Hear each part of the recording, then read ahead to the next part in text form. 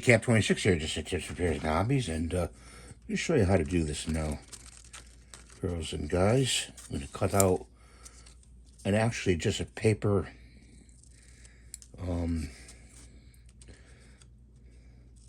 decal here. It's not really a decal, it's just from your printer, inkjet printer. Okay, got that cut out. Let's get rid of that. And take some liquitex. That should be enough. And that's gloss varnish. It's the glossy one. And take your paintbrush,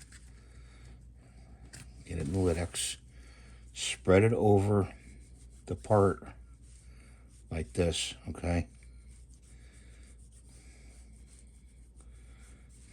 Can you see that? Okay, now take your decal and just put it on the part. You're gonna have to go down here a little bit.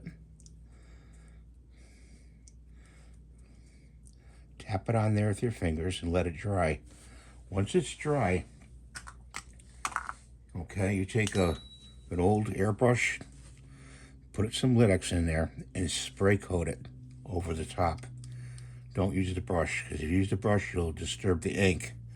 Spray it with the airbrush with some liquitex, and you'll have a nice sealed decal on your part.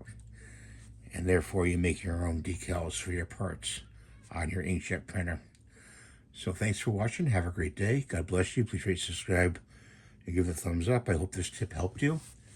And also, I'm an affiliate for Spraygunner, at a hobby place to get paints and liquitex and glues and everything else.